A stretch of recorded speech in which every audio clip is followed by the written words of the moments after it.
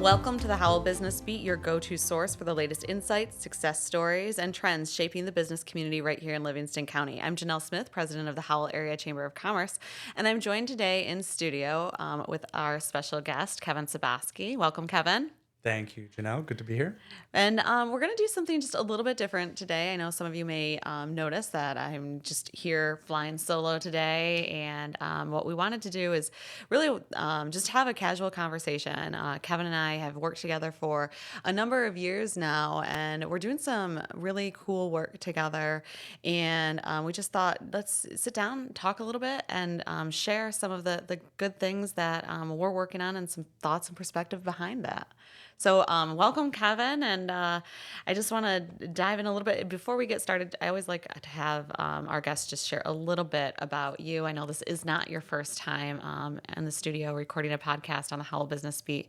The first time we've kind of shaken things up a little bit. So, but introduce yourself and just share with listeners a little bit about who you are. Yeah, thanks. Kevin Suboski. I've been in Michigan my whole life, 3 kids, and I've been in business. I've been fascinated with entrepreneurship, leadership, and business my whole life. I started my first decent-sized business in '94, about over 30 years ago. I found that I really love entrepreneurship. I really love leadership. I really love business design and strategy. I didn't so much love operating a business, and my clients were all big companies. And what I also found as I really dove in on how to be the best CEO and leader that I could be, really where everything was pointing me to is the way to do that is to really take great care of human beings as human beings really are, rather than how we wish they were.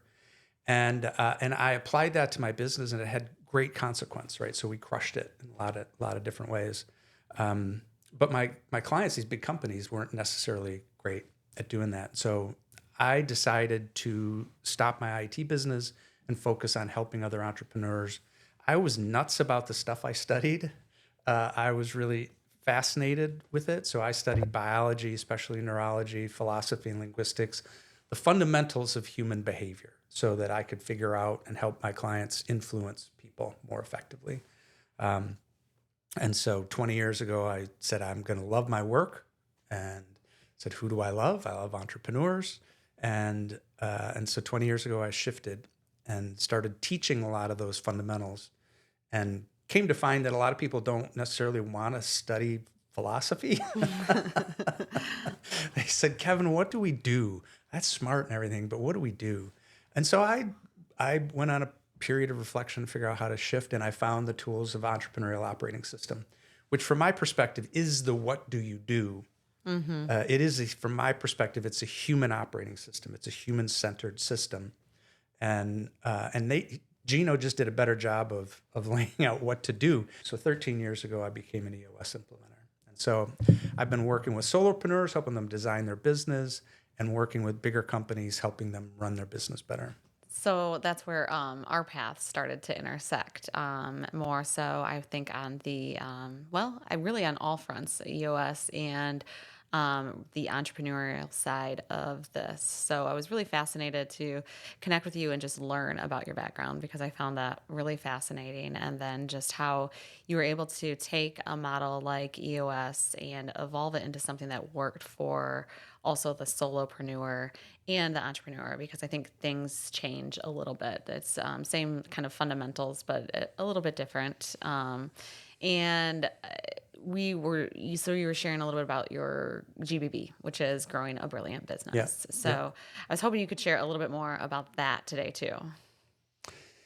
Yeah. So with EOS, I work with bigger companies, so 10 to 250 people, and typically they've gotten to the point where they've made it. And as I'm out in the world marketing, trying to meet people, find clients, not most of those clients aren't really out and about, but there's a lot of solopreneurs. And so you're looking for referral, people who can refer you. And I just found a lot of people that needed help, but they weren't a perfect fit for EOS. And so what I decided to do was I just figured I was going to help them anyway. And so then they could learn what I do and they could maybe refer me. And so I started just a little workshop with other people in my referral network, because what I found was people always struggle with their elevator pitch. I was in these referral groups and people always share their elevator pitch. And, I've been doing this a long time. And so I can't help but critique them in my head and how they could do that better. And so, what I found is that people are often, they think they're struggling for words in their elevator pitch. But what I have found, because of the background that I have, what it looks like to me is they really haven't fully specified or designed their business. And so I figured if I could help them more crisply define their business, then they would be able to speak about it better. And so I did this with just a bunch of friends, and I got such a positive feedback from it that I figured I need to do more of this. And so that was 8 years ago. And so I've been refining it and really working on helping people who are doing okay in business. They're small, they're surviving, but they're not thriving. And to me, they're missing few key things. And it's been kind of fun because I work with the solopreneurs, but then I work with my EOS clients who have sort of kind of made it, gotten to that over the hump, so to speak. Mm-hmm. And so I can see, what do they know that the solopreneurs don't know? And so I'm trying to bring that to them. And along the way, what I've really dialed in is most people design businesses for what they think they should, or if you had an MBA and you designed a business, what should it be? But I just don't think that works really well. I think that can work if you're a big company, venture funded, want to be a $1 billion business. You got to look to the market, see what the opening is, and then figure out how to become what will solve that. I just don't think that works for 99.9% of the market, where you're really, it's got to be designed around what people are, right? So around their heart and soul. And so, well, and I think that's what's so fun and exciting, and was something that drives me in the work that we're doing at the chamber, is that entrepreneurs they're dreamers. They are individuals who are innovating, who are leading the way, but they're so passionate about what they want to do, and they're setting out to change the world in some capacity or another. And so to be able to support them in that is incredibly fulfilling on our end as a chamber, and some of the work that we're doing. So and working together with you to do that. So really having the opportunity to have talked with a lot of individuals, met a lot of individuals who are, in this place of, they see what they have to offer, and they just need a little bit more help to get there. So beyond that, I think some of the things that you hit on were spot on, as far as entrepreneurs, small business, they make up the majority of our chamber, but also the U.S. economy. So the backbone of the U.S. economy is really built on small business. And as we are looking as a chamber, and our 10-year target is to be a world-class chamber, we want to make sure that we're supporting that really vibrant ecosystem of solopreneurs and entrepreneurs, because eventually they evolve and they create great things, and they create great communities. And so really it's very much in alignment with our vision and the work that we're trying to do, because business and community is intersecting, and that's where the chambers are those natural conveners to bring it all together. So it's been very exciting to be able to work with you in this capacity, and some of the things that we're doing at the Livingston Business Hub to bring in this entrepreneurial piece, and to put a lot of emphasis and focus on really laying the strongest foundation possible around just kind of this human-centered approach to business. And furthermore, I think that is like goosebumps, right? Like it gives me, it's exciting. And I think when you're looking internally at our organization and the team that we've built, it's not just, our board that feels this way. It's our entire team that feels this way. Yeah. I think that's part of some of the alignment that really works with us is, so when I talk to people about human-centered leadership and a human-centered design, a lot of people think that means be nice or kind. And well, I mean, that's not, I do believe in that, but really a lot of what I'm talking about is really working with human beings as they are, because so much of our background is we abstracted human beings into automatons.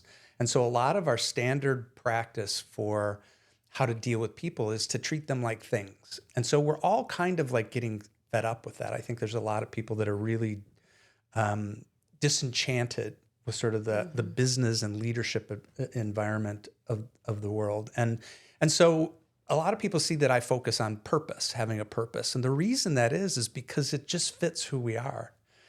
So in my IT business, I cared a lot. In my first interview, when I interviewed people, I asked them what their ambition was. And then I really took it on as my job to do everything that I could to help them accomplish their ambition. And while that seems like a nice thing to do, and it is, what that allowed me to do was capture them in a way that was profound, because I would work with them. They would tell me what their ambition was. And I'd go like, have you ever thought about doing more, like this bigger thing? And they'd go like, no, I've never thought of that. You think I could do that? I say, think you could, but we need to add these skills. And I would give them opportunities to develop their skills. And when you've got somebody that's actually caring about you and your future, who's going to leave that kind of job?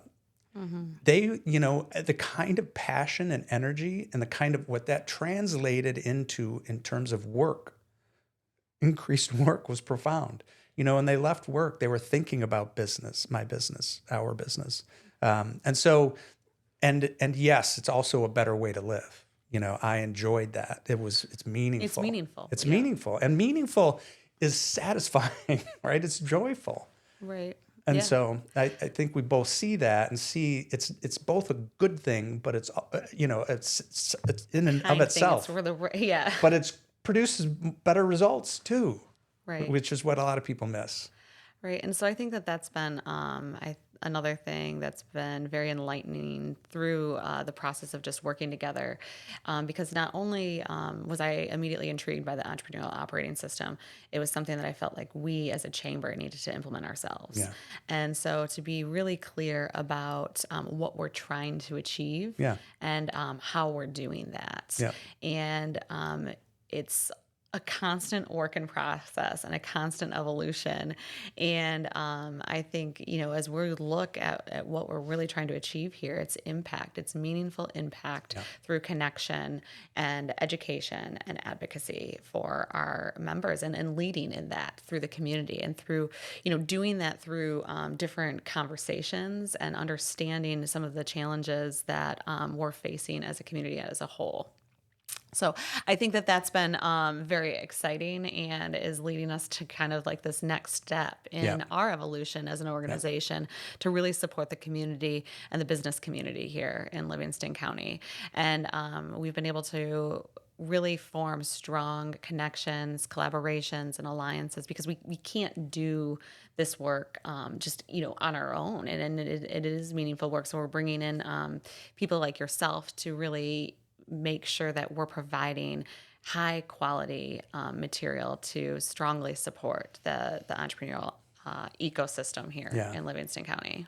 Yeah. Yeah. It's been a lot of fun watching you guys grow, right? So much of the work, and it's really sort of ethereal sometimes, so people get like, why do we do core values? It's like with the impact, right? So the impact that has is really getting everyone in alignment. And I've seen you work that with your team in terms of really getting everybody centered on the values that matter most to you. And those values are essential for you to guys behave consistently with those values, for you to be able to produce what you're committed to produce for the community. And then it's always fun to watch an organization dial in on their purpose, cause, and passion and what you guys are doing.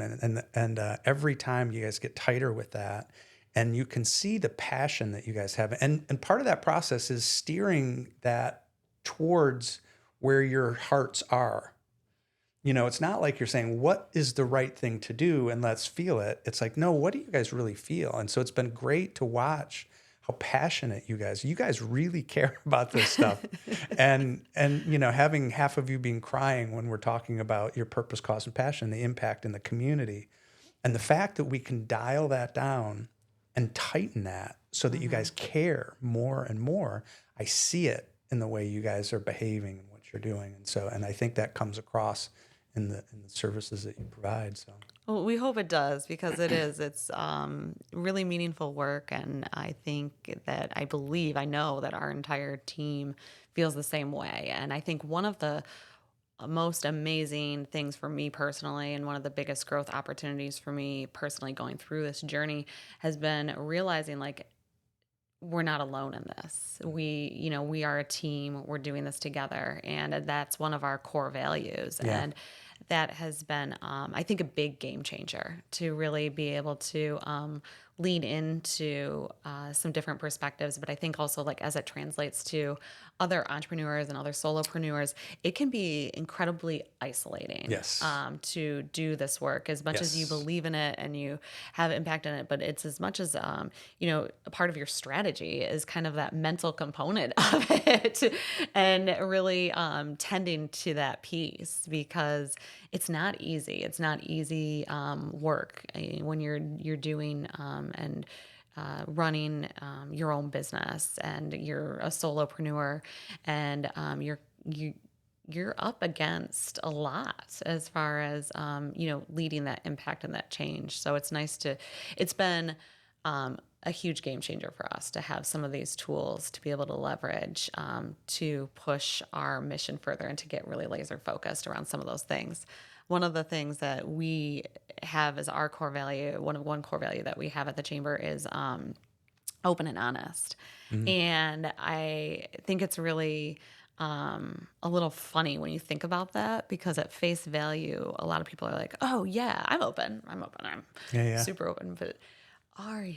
yeah, yeah, And so like really yeah, taking time to think about like what that means. yeah. And so I think that that's also been one of the things that's allowed us to evolve and innovate and really work to support our members and our businesses at the chamber is by being open. And so by being open, I'm talking about taking time to pause, think, listen, understand, and appreciate diversity of thought and perspective and what that truly means to our community and the Howell Chamber, its members.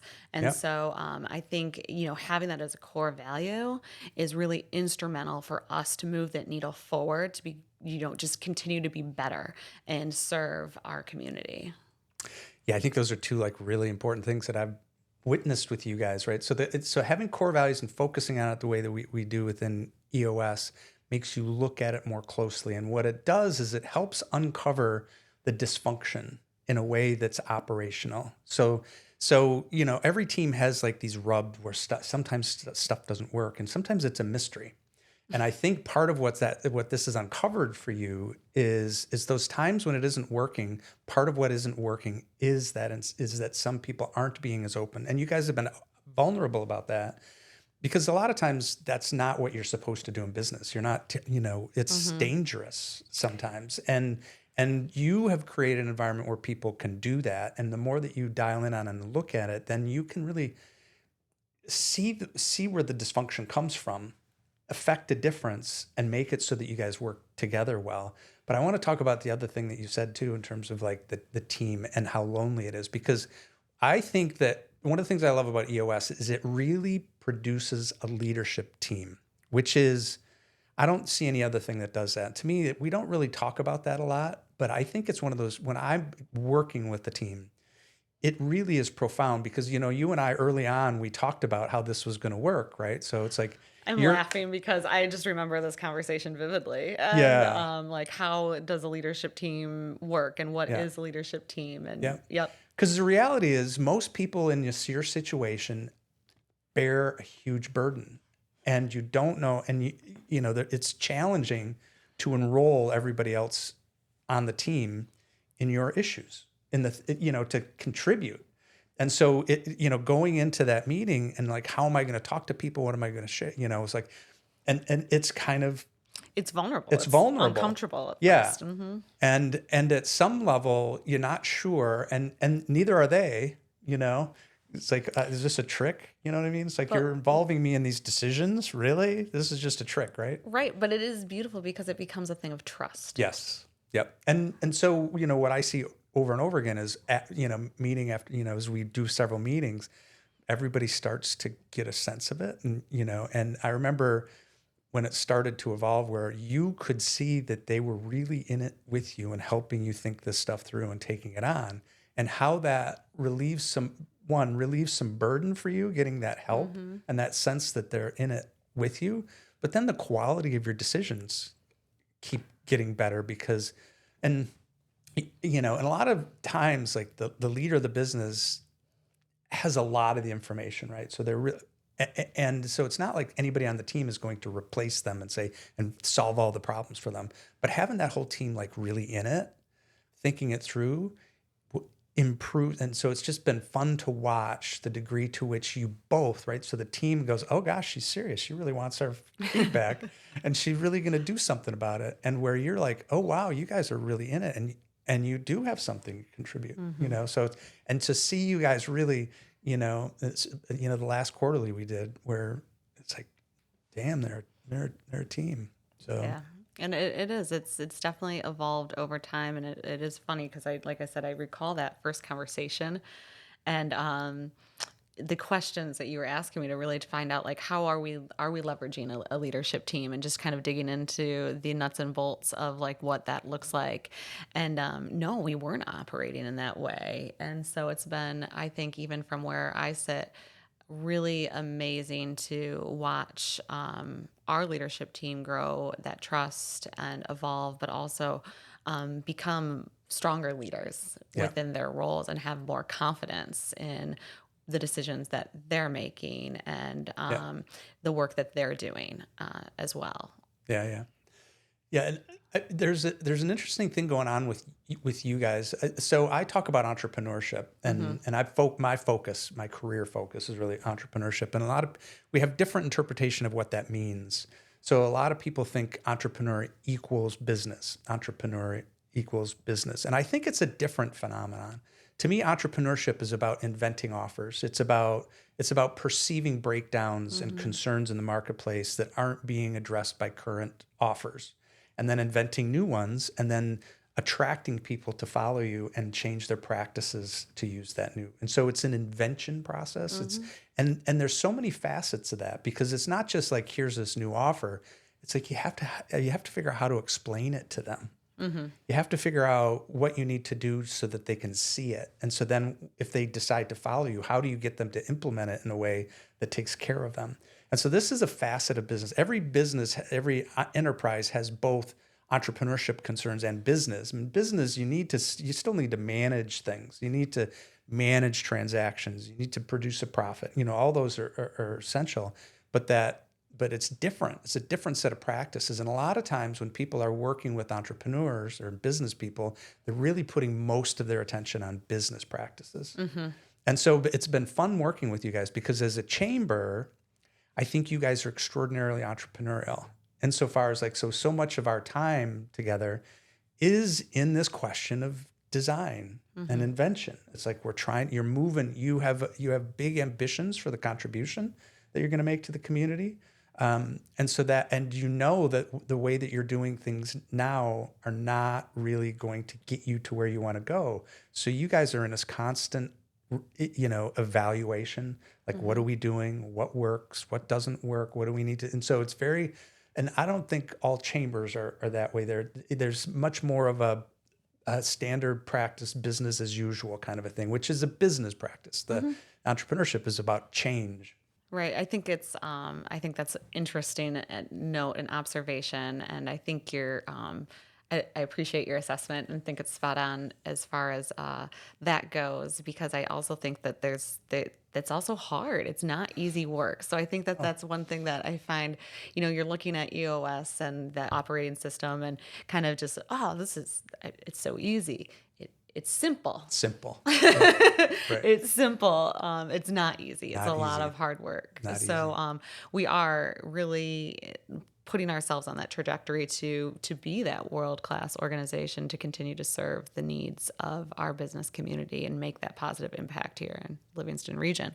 And so one of the ways that we've decided to do that is through supporting entrepreneurship through the Livingston Business Hub. And I think that we'll have a lot more programs built out with that. And we're anticipating, I think, in the next year or less, really. I think we're going to see things ramp up pretty quickly here.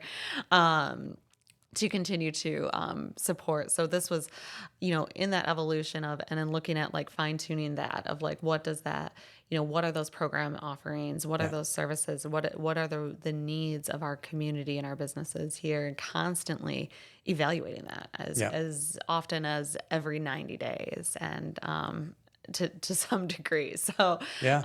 and making sure that we're on the right track has been quite a journey. Yeah, and I think it was bold of you. I mean, so I remember early on in the conversation, so when talking about the hub and right, trying to figure out, okay, what's the focus of what, because you can't be everything to everybody. And so we talked about entrepreneurship as the focus, and it's uncommon because most of the focus is around business practices. It's hard.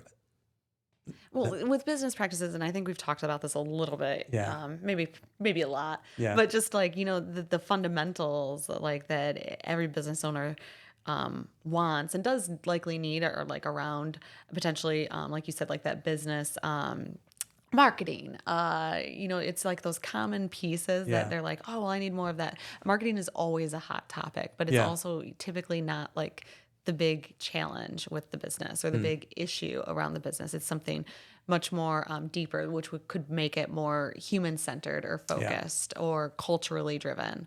Yeah. Entrepreneurship to me requires a human centered focus, right? So that's why I've been really pushing in that direction. Whereas if you have a business that's really big and sort of, it's really everything systemized and it's just about management, then that human centered orientation, I think, is less essential. But when there's a lot of entrepreneurship in an organization, then those human centered practices become way more important. And I think and so to be able to say that, you know, increasing your contribution to the community from an entrepreneurship perspective in a human centered way is uncommon and bold.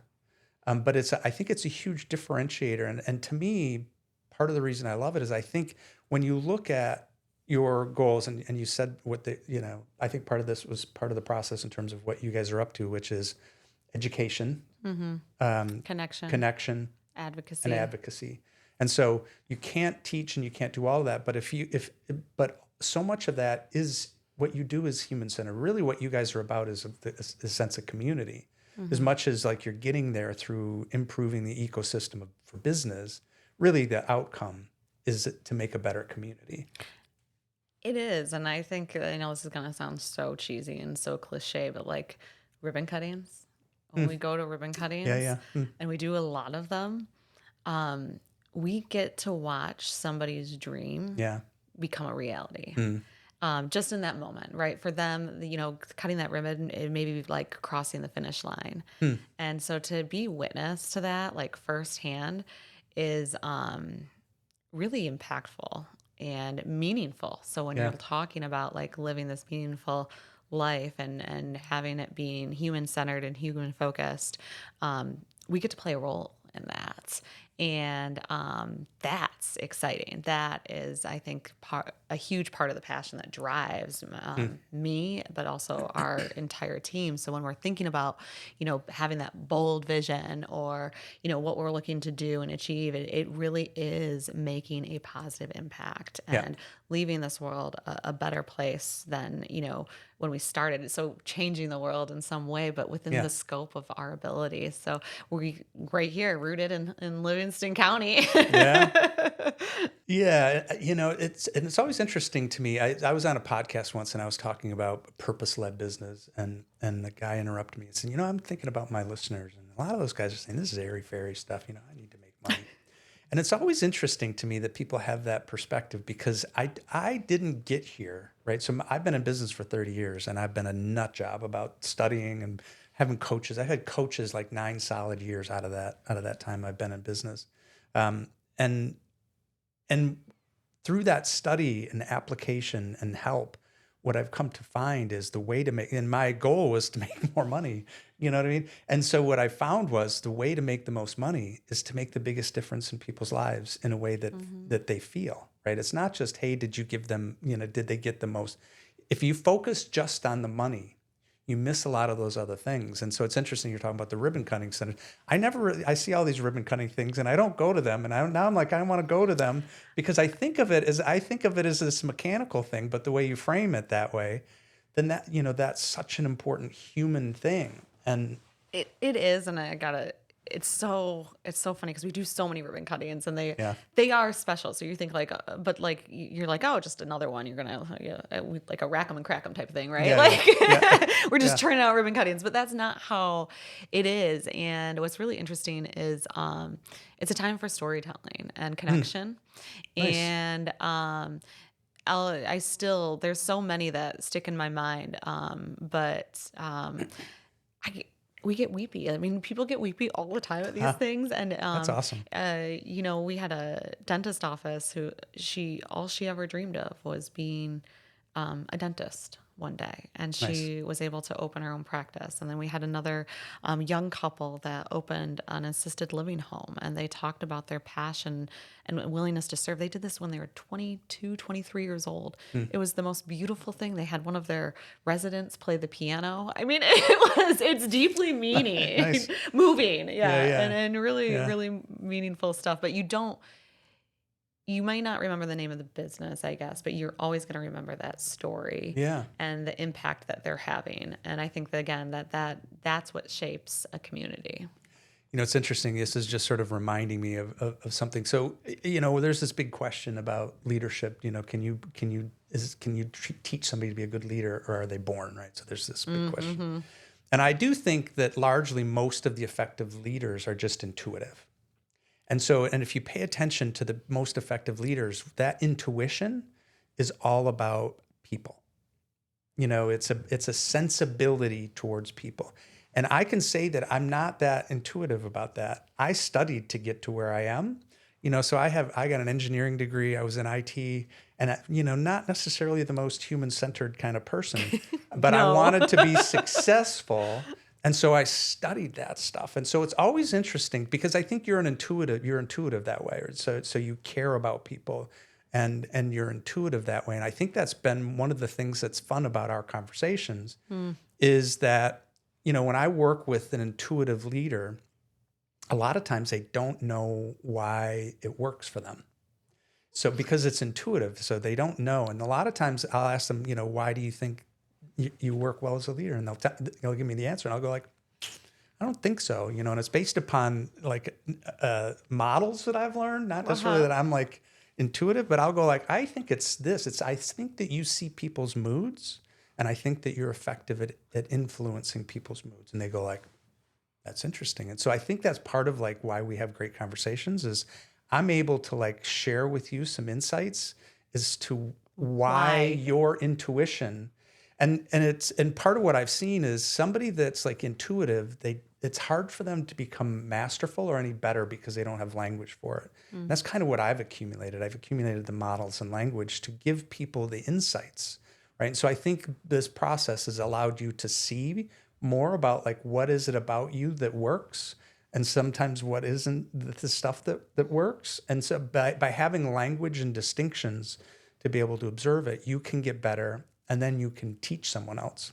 But anyway, this is the whole conversation because it's like ribbon cutting. I didn't see it, but you do, and you feel it, and I can explain why sometimes better than somebody like you. But anyway. No, it is funny. And this is just a fun anecdote, and my husband will probably kill me for saying this, but we went canoeing this weekend, and I usually always steer the canoe. That's just how I am. But he decided that he was going to steer the canoe, and he's asking me. He's like, what am I supposed to do?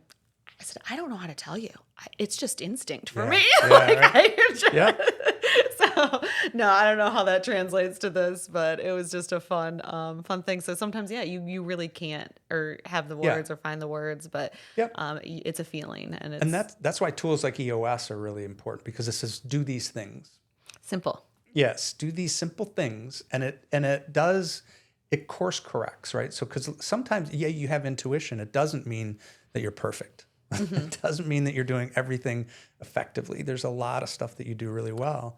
Well, I think that's also part of like, it goes back to like our core values of being open. It's like we are always open or try to strive to be, to receive feedback as Yeah. far as like, oh, well, maybe we could be doing that better, or oh, can we look at it through this different lens of, yeah, let's take that next step. But you have to be like open to receive that.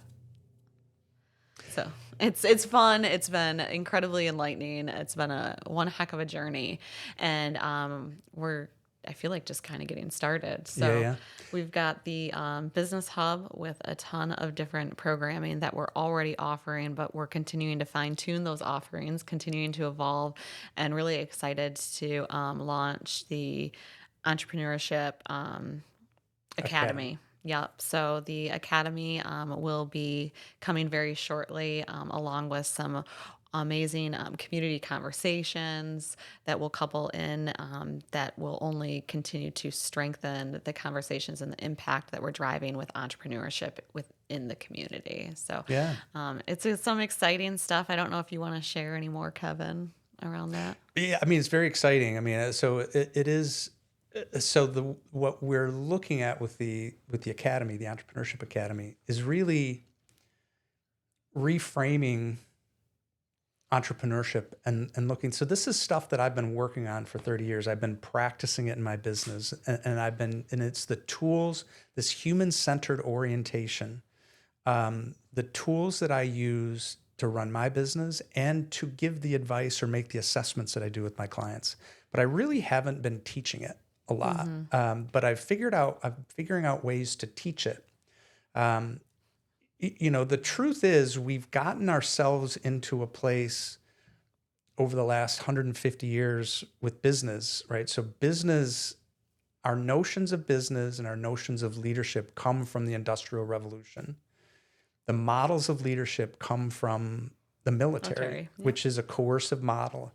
And I think we're nearing the end of our willingness to endure that at some level. Like so it's never, stuff doesn't change very quickly, but a lot of us are feeling how ineffective that is. We not only do we dislike it, right? So nobody likes being treated like an object. Nobody likes that. We all want to be valued. We all want to contribute. Going to be We all seen, we want heard. to be seen, heard, all those human things, but that's not standard business practice. And we feel it and we don't like it. And we're starting to see the consequences of that. I think it'll be a long time before the big companies feel the consequences, but I think the small companies, if you want to get the best people in the industry, I don't think you're going to be able to do that much longer unless you shift your leadership into an ethical leadership where you're actually taking care of people, whether that's your job. And so what I've seen is over the last 150 years, we've gotten away from some fundamentals about what humanity means. And that, first of all, we're biological. We like to forget that, but we are animals. And as much as we like to pretend we're not, there are certain directives. The way that we're built means that we're going to behave a certain way, means some things will work better than others. And so the degree to which we become more aligned and understanding with our biology will give you better results. The second thing is language. We language like we breathe. We don't see it. But we create reality through language. And we're not, because we don't see it, we're not very good at it. We don't using language to more effectively enroll people. And a lot of people don't know what that means. And so being able to take that and teach people specifically what that means is very exciting to me, as this is an opportunity. The third thing is philosophy or spirituality, in terms of like, there are certain beliefs that we have about how the world works. And as we grow, our beliefs change. We refine our interpretations.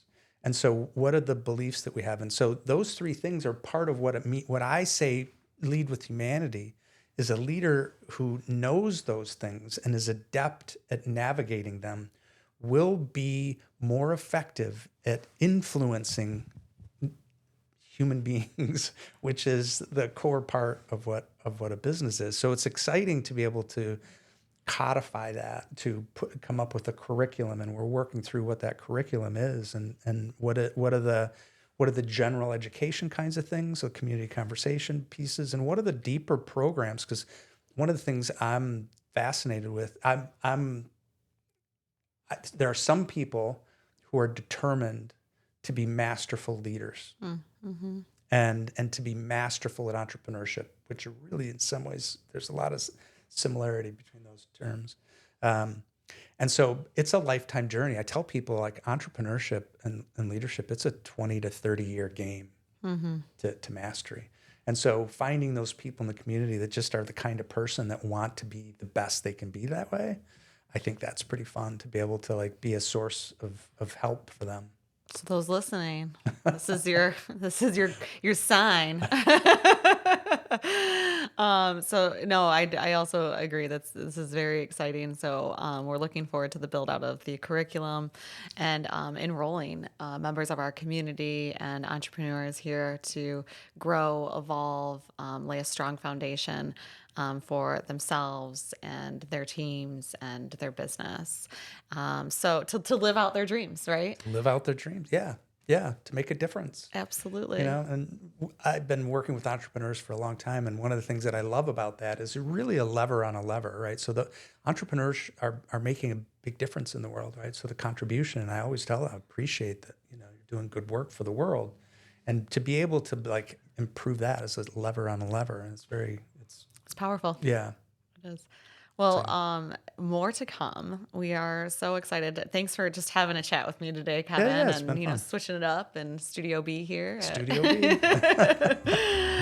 Thank you all for tuning in, and we'll catch you next time on the How Business Beat.